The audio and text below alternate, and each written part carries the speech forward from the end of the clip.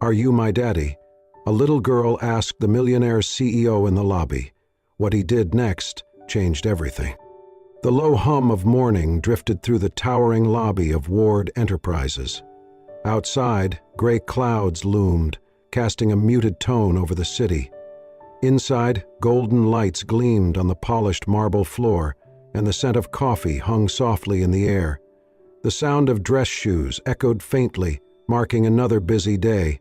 She was small, easy to miss among the sleek glass walls and sharply dressed professionals. A little girl, around 3, with soft blonde curls and wide, curious eyes. She sat quietly on a cushioned bench, bundled in a worn beige scarf that had clearly seen many winters. Her coat hung slightly too big on her, boots scuffed and softened by time. Her chest rose and fell gently as she napped, her head tilted to one side. Slowly, she stirred. Blinking herself awake, she looked around with quiet wonder at the high ceiling, the swirling chandelier, the tall people rushing by. And then she saw him. David Ward, the CEO whose name carried weight in boardrooms around the world, was striding toward the elevators. His charcoal suit was crisp, every movement confident.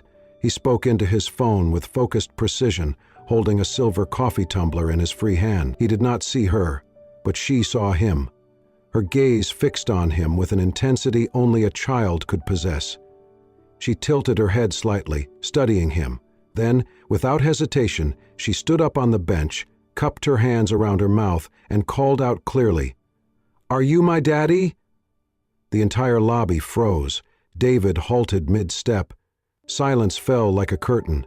The receptionist looked up. A few nearby employees stopped in their tracks. He turned slowly, scanning the lobby until his eyes found her, the tiny figure on the bench, looking directly at him. He blinked. Once. Twice. "What?" Before he could say another word, a young woman burst from the hallway near the restrooms, her face pale, eyes wide with panic. "Deanna," she called out, hurrying toward the little girl. Her long blonde hair was messy, her coat worn thin at the cuffs. She looked exhausted. "You cannot say things like that," she scolded gently, scooping the girl into her arms. She turned quickly to the surrounding crowd, apologizing breathlessly. "I'm so sorry. I just stepped into the restroom for a moment. She was asleep. I never imagined—" She trailed off, overwhelmed, holding the child close as if shielding her from the moment. The little girl nestled into her mother's neck, but continued peeking over her shoulder, eyes still on David. The woman gave one more quiet apology. "We didn't mean to cause any trouble," and then she turned and walked swiftly toward the exit, her arms wrapped tightly around the child. She never looked back. She had no idea who he was. But David remained rooted in place. He watched her disappear through the glass doors, a pressure building in his chest he did not fully understand. That voice, that face, those eyes, he knew them. Somewhere in the far corners of his memory, those eyes had looked into his before. His lips parted. "Is that her?" he whispered, more to himself than anyone else. "It can't be, but those eyes." The glass doors slid shut behind them, but the little girl's voice echoed in David Ward's mind long after they disappeared.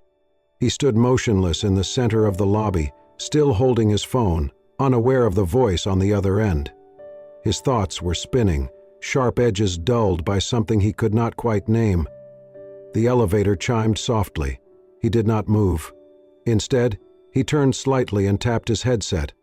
"Logan," he said, his voice low, "I want to know who she is as soon as possible." There was a pause. Then the reply came, "Yes, sir." David ended the call. No explanation. None was needed. Deep down, he already suspected what he was not ready to admit.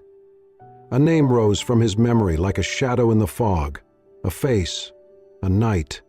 Something long buried, but never erased. He exhaled slowly, jaw tight. Across the city, Kathy Matthews sat on a bus, her daughter curled against her chest. Diana had fallen asleep again, small arms looped around her mother's neck. Kathy stared out the fogged window, seeing nothing but blurred lights and gray sky. Her reflection in the glass looked tired, older than she remembered. She pressed a kiss to Diana's forehead, her fingers tightening around the child.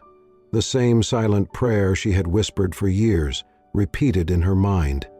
At the final stop, Kathy gathered her bag, hoisted Diana onto her hip, and walked 3 blocks through chilly air. Their apartment building was cracked and weather-worn, the stairwell dim and musty. Their unit, no more than 150 square feet, held the bare minimum: a springy mattress, a rusted stove, and a small, aging fridge. A single window, clouded by time and grime, overlooked a rusted fire escape. Kathy gently laid Diana on the bed and slipped off her damp scarf and coat. From the sink, she pulled a towel and dabbed the child's cheeks and arms. Her fingers trembled from fatigue, but her movements were tender. Diana opened her eyes, still heavy with sleep. "I'm sorry, Mommy," she whispered. "I dreamed about Daddy, and when I woke up I thought maybe that man was him." Kathy managed a smile and brushed back her daughter's curls. "It's okay, sweetheart. Mommy's not upset." Diana nodded, then added softly, "It's okay if I don't have a daddy. I have you. But if God gave us one who makes breakfast so you're not tired all the time, that would be nice." Kathy turned away, pretending to organize the folded laundry. Her hand fell on Diana's favorite sweater, the one with the elbow patch. The stitches were uneven, the thread a different color. "I fixed it," Diana said shyly, "so you won't have to." Kathy's eyes filled, her throat tightening. "I'll be good tomorrow," Diana added in a whisper. "I'll wait while you go to work. I won't make a mess, I promise." The sunlight, dim and dusty, filtered through the old glass, casting a warm hue across the room. Kathy climbed onto the bed and pulled her daughter into her arms, pressing her face into Diana's soft hair, the scent of baby shampoo and rain lingering faintly. "I promise, too," she whispered. "I'll give you a better life, even if I have to give everything I have left." Outside, the street lights flickered on, one by one. Inside, a mother and her daughter held each other close, 2 hearts carrying the weight of the world and each other. David sat alone in his office, high above the city skyline, the lights of the tower casting reflections on the windows as dusk settled outside. The hum of emails, meetings, and deadlines that usually filled his world had faded into a distant background. Tonight, the silence was louder than usual. He stared at the file on his desk, freshly delivered by his assistant, a thin manila folder, deceptively light for the weight it carried. Inside, the summary was short but precise. Name: Kathy Harper. No recorded spouse. Currently employed in part-time cleaning services and various short-term jobs. Previously worked as a waitress at a small diner in a coastal town, Harborville, 4 years ago. Lived alone during that time. No criminal record. Financially struggling but stable. David's eyes froze on the location. Harborville. 4 years ago, he had spent 2 weeks there. After a brutal acquisition deal and the collapse of a long-term engagement, he had vanished into that sleepy seaside town with no clear intention other than to breathe, to disappear, to forget. And then, suddenly, one memory slipped into focus. A diner. Blue booths, checkered floors, the smell of bacon grease and sea air. He had gone there nearly every night, always sitting at the far end of the counter, avoiding conversation. And yet, there had been one waitress who always brought his coffee without asking, always remembered the way he liked his eggs, always smiled even when he never smiled back. She had hair like sunlight and eyes that searched for nothing. He reached for his phone and opened his gallery, scrolling through years of images, contracts, travel itineraries, gala events, until he found it. The photo was grainy, taken late at night, just outside that same diner. Someone else had taken it. He could not even remember who, but there it was, him, leaning against a post, eyes unfocused, and beside him, her. Laughing, her blonde hair pulled back in a loose braid, her face turned slightly away, caught mid-smile, one arm linked with his. A ghost of a night, long forgotten. He stared at it now as though seeing it for the first time. Kathy Harper. Not just a passing memory, not just another face in the blur of years gone by. He rubbed his temples, a low sigh escaping his lips. What had happened that night? He had been drinking, a lot, trying to drown the bitterness left behind by betrayal, by the coldness of the corporate world that always took and never gave. And she had been kind, quietly present, asking nothing in return. Just a soft voice, just patience. Had they? He could not remember everything clearly. There had been conversations, laughter, one too many bourbons, a walk along the beach. Then her apartment above the diner. And then nothing, just blank space where something important should have been. He stared at the photo again, at her, at himself, younger, wearier in a different way. And then he thought of Diana, the little girl in the lobby, 3 years old. His throat tightened. If she's mine, he whispered to no one, if she's mine, what kind of man does that make me? But then the fear came too. What if she's not? What if I'm imagining all of this? The uncertainty twisted inside him like a knot. He had built empires, bought companies with a signature, negotiated billion-dollar deals with the ease of casual conversation, but right now, he was afraid of a child's question. Are you my daddy? He leaned back in his chair, still holding the photo in one hand. There were too many emotions he could not name. Regret, guilt, longing, and something deeper. Something that hurt in a way business never could. He had walked away from that town, from that diner, from that night, believing it was just another escape. But maybe someone had been left behind. Maybe two. And now, for the first time in years, David Ward did not know what to do. David could not stop seeing her face. Kathy's voice, soft yet strained, kept echoing in his head, the way she had clutched the child, the panic in her movements, the apology that trembled through every syllable. It haunted him far more than he expected. It was not just recognition anymore, it was gravity. He had not spoken to her, had not approached, not yet. It felt too sudden, too intrusive, like barging into a life that clearly had been moving forward, without him. Instead, he chose something quieter. He called his head of HR and gave simple instructions. There is a woman, Kathy Harper. I want you to reach out and offer her a part-time support position in our downtown office.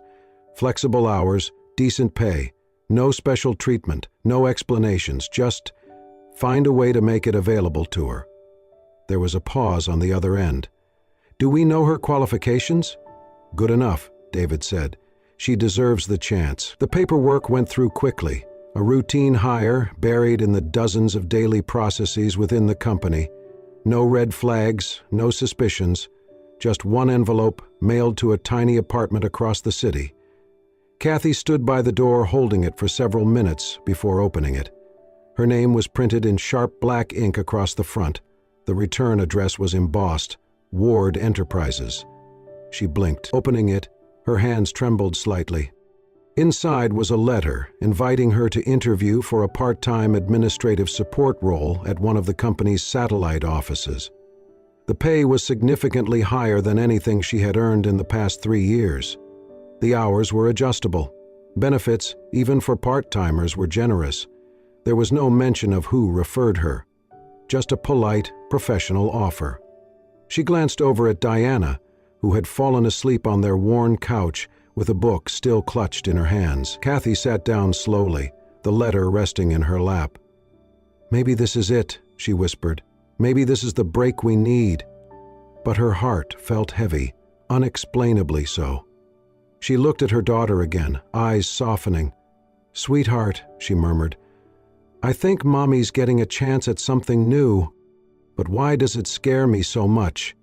The following week, she arrived at the office, nerves wound tight beneath her modest blouse and borrowed shoes.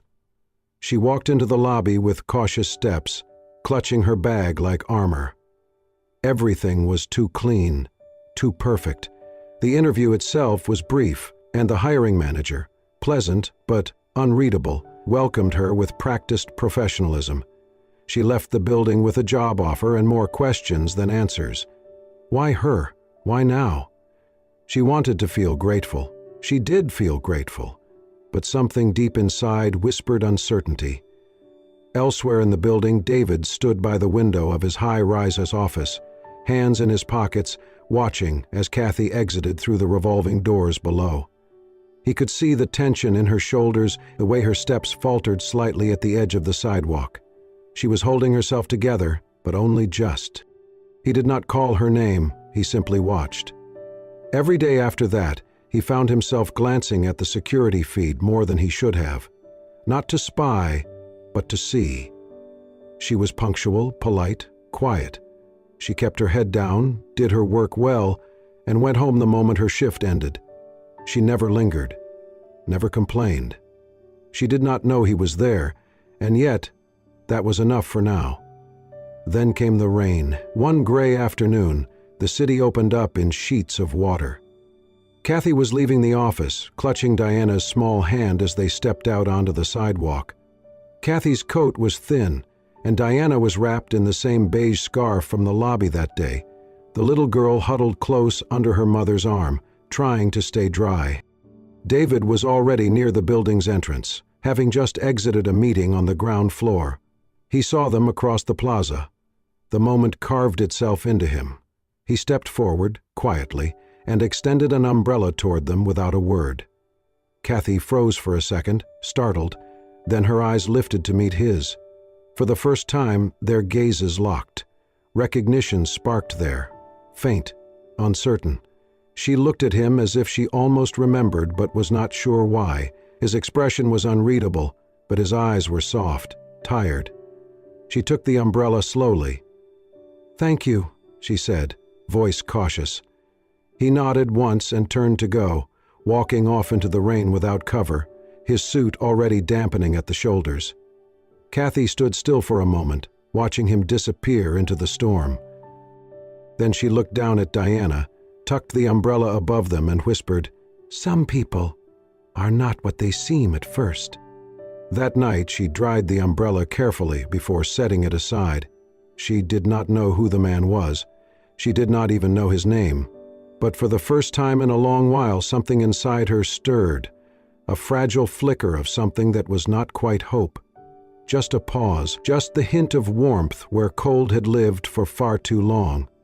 The fluorescent lights of the office hallway buzzed softly above, the late afternoon lull settling in like a sigh. Most of the staff had retreated to their desks, lost in emails and to-do lists. Kathy walked with a stack of files in her arms, making her way toward the small copy room tucked at the end of the corridor.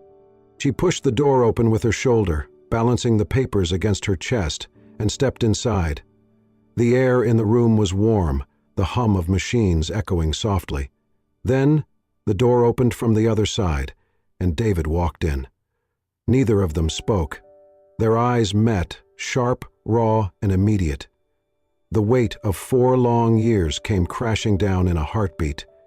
David froze, his hand still on the door handle. Kathy stood completely still, papers slipping slightly in her arms, her breath caught in her throat. He opened his mouth, but no words came. Kathy blinked once, and then she turned. She did not speak. She did not scream. She just ran. Through the hallway, past curious glances, down the stairs, skipping steps, her breath growing ragged. Her heart pounded in her ears, louder than the world around her. She did not know where she was going, only that she had to get out. David was right behind her. "Kathy, wait!" But she did not wait. She burst through the main doors of the building and out onto the street, her arms clutching herself, as if trying to hold together everything inside her that was breaking apart. The sky was gray again, the wind colder than before. Cars zoomed by, horns blaring in the distance. She stepped off the curb without looking. A black sedan came around the corner. Too fast. "Look out!" David shouted. He lunged forward and grabbed her by the waist, pulling her back onto the sidewalk just as the car screeched past, narrowly missing them both. They stumbled and fell hard onto the concrete. For a moment, neither moved.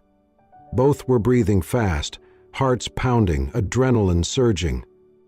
Then Kathy sat up, and she began to cry.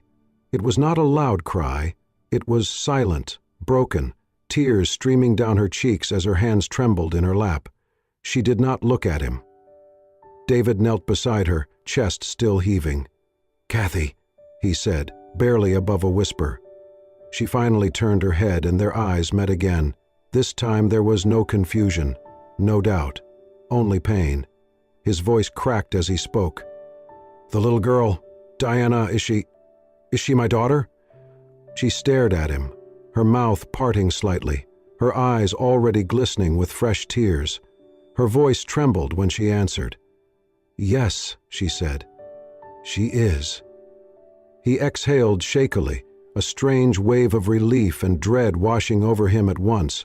But before he could speak again, she added, her tone firm, sharp as glass, "But she is only mine now." David's face fell. Kathy stood slowly, brushing off her skirt with trembling fingers. "You never came back," she said quietly, eyes fixed on the ground. "Not a call, not a message. You left. And I waited. Stupidly. I hoped. But I was just someone who helped you forget your pain. A night that meant nothing to you." David stood, shaking his head. "Kathy, I didn't know, I swear. I didn't even remember that night clearly until recently." "That's exactly it," she snapped, her voice cracking. "You didn't remember. But I did. Every day. I lived with it. I carried her. I gave birth to her alone. I watched her first steps, heard her first words, cried every night wondering how I would feed her the next day. And where were you?" Her voice broke again. "Where were you when she asked why she didn't have a daddy like the other kids?" David had no answer.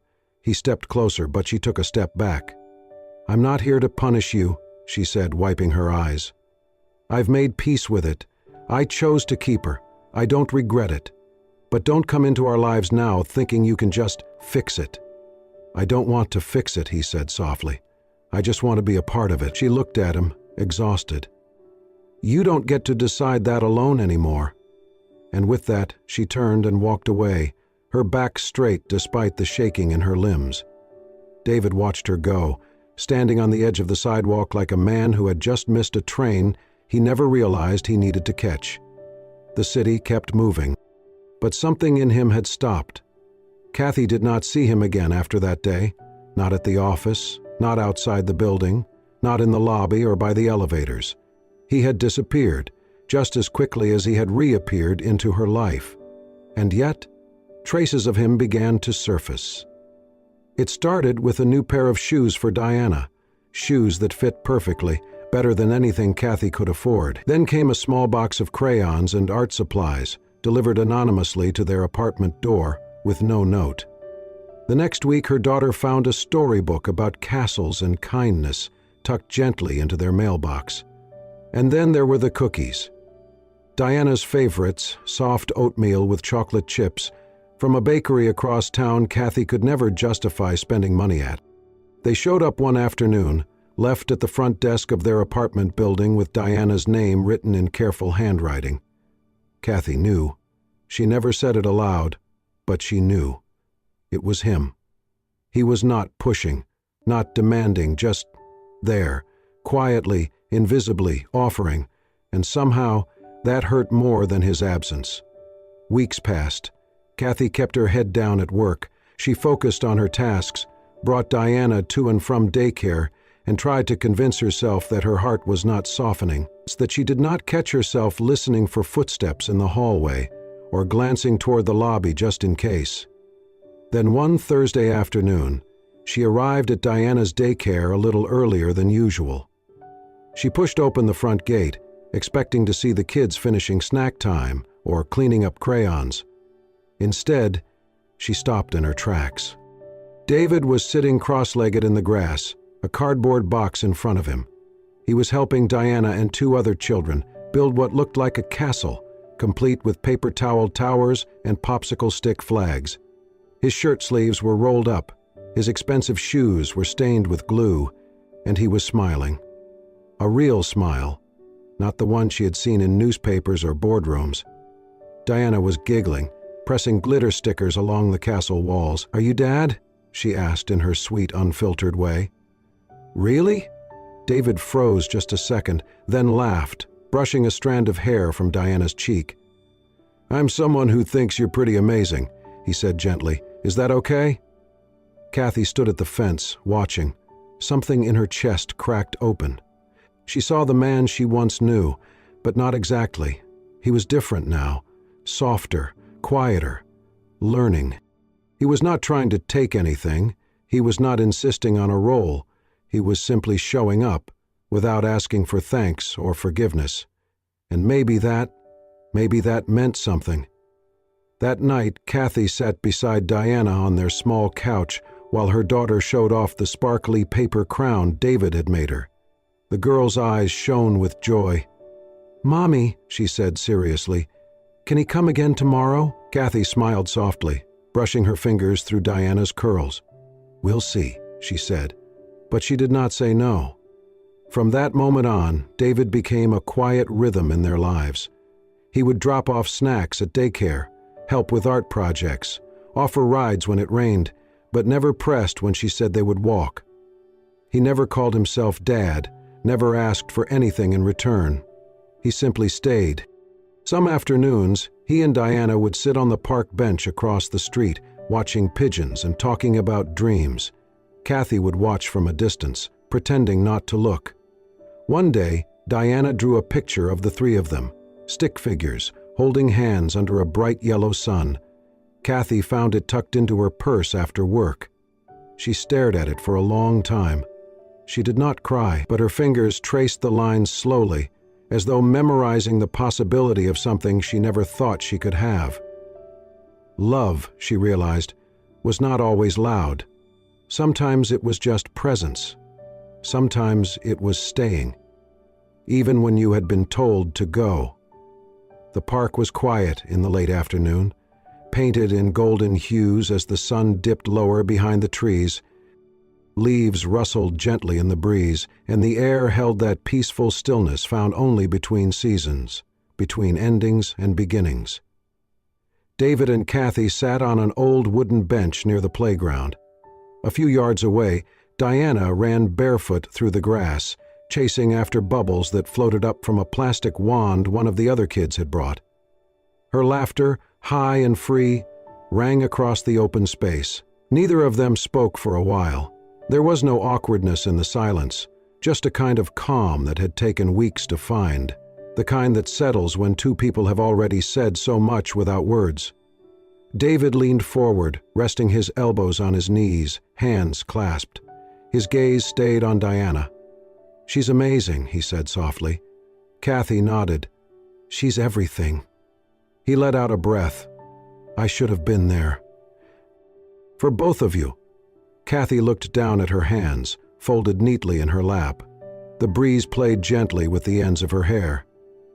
"I didn't want your pity," she said after a pause, "or your guilt. That's why I pushed you away." "I know," he said quietly. "I thought I'd made peace with everything," she continued, her voice barely above a whisper. "But seeing you again, it shook things I thought I had buried." David turned toward her then. He did not reach for her, just watched her, letting the weight of her words land. "I was a coward," he said, "back then. I ran from pain, from responsibility, from anything that felt real." She glanced at him. "But I'm not running anymore," he added. She searched his face, lined with the kind of weariness that did not come from work, but from trying to mend what had been broken. David looked out at Diana again, then back at Kathy.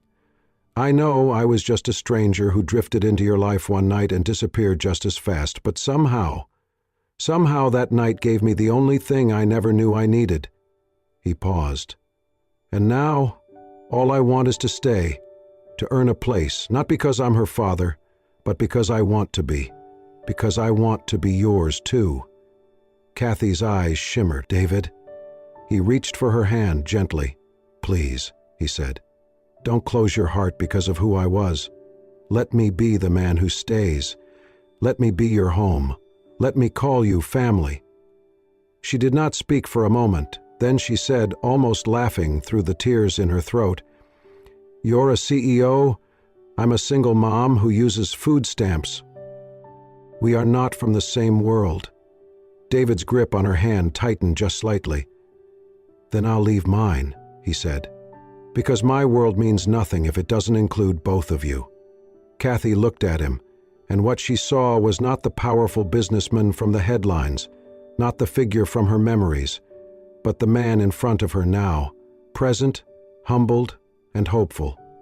She leaned in, slowly, resting her head against his shoulder. They sat like that for a long while. Then a little voice rang out. "Mommy! Mr. David! Are you going to kiss now?" They turned just in time to see Diana running toward them, giggling. Behind her, a group of other children had noticed and begun to chant, "Kiss, kiss, kiss." Kathy laughed, her face turning a shade of rose. David chuckled, glancing down at her. She rolled her eyes with a smile and whispered, "You better, or they won't let us leave." He leaned in, just enough for their foreheads to touch, and then kissed her softly, gently, like a promise. The children erupted into cheers. Diana threw her arms into the air. "They're in love!" The moment felt surreal, simple, pure, a beginning, not built on perfection, not defined by status or blood, but by choice. The choice to forgive, to stay, to be a family not because they had to, but because they wanted to. And in that golden light, with laughter in the air and hearts finally open, they became one. 1 year later, the morning air was soft and golden, filtering through the white curtains of a modest but cozy chapel tucked behind a row of maple trees. It was not the grand ballroom of a 5-star hotel, nor the sweeping estate of a millionaire, but it was perfect. Friends and family gathered on wooden benches, strung with wild flowers, the scent of lavender mixed with the soft piano melody playing in the background. The bride stood at the end of the aisle, her white dress simple and elegant, her blonde hair falling in gentle waves down her back. Kathy glowed, not with diamonds, but with something deeper. Peace, wholeness, love. David waited at the altar, his suit tailored, but his smile was what lit up the room. And in front of her, walking proudly in a little ivory dress with flowers in her hair, was Diana, their flower girl, their daughter, their greatest blessing. She held the rings on a velvet pillow with both hands, grinning from ear to ear. When Kathy reached David, they did not speak right away. They just looked at each other. The room faded, the guests blurred, and for a moment it was just them, two people who had traveled through mistakes, forgiveness, and healing to arrive right here. They exchanged vows, not for show, but for truth. No grand metaphors, just promises to stay, to try, to show up every day, not perfectly, but fully. When the ceremony ended, Diana threw petals into the air and shouted, "They're married! They're really, really married!" Everyone laughed. Some cried. Kathy did both. There were no gold-plated invitations, no paparazzi, no corporate speeches. Just real people, real joy, real love. The next morning, sunlight crept through the window of their small kitchen. The smell of pancake batter and butter filled the air. David stood at the stove, wearing a striped apron far too colorful for his usual taste, flipping pancakes with surprising skill. Kathy stepped behind him, wrapping her arms around his waist and resting her cheek on his back. "You're getting good at that," she murmured. "I've had the best motivation," he replied with a smirk. Just then Diana ran in, her pajamas rumpled, hair a mess of curls, and wrapped her arms around both of them. "Why?" she said. "Do you think the best motivation is ramping around filthy people in purple sweaters? Daddy's pancakes are the best in the whole world," she declared. They all laughed. In that moment, no limousines, no headlines, no titles, just the smell of syrup and warmth and love. They were exactly what they had chosen to be: a family. Not by fate, but by choice. Thank you so much for watching this heartwarming journey of love, forgiveness, and second chances. If this story touched your heart, made you smile, or even brought a tear to your eye, we invite you to become part of our growing community. Subscribe to Soul Stirring Stories for more emotional tales that heal your soul, inspire your heart, and remind us all of the beauty in everyday moments. We share real, powerful stories that stay with you long after the screen fades. Don't forget to hit the bell so you never miss a story that could change your day or even your life. Because sometimes the most powerful stories are the ones that stir your soul.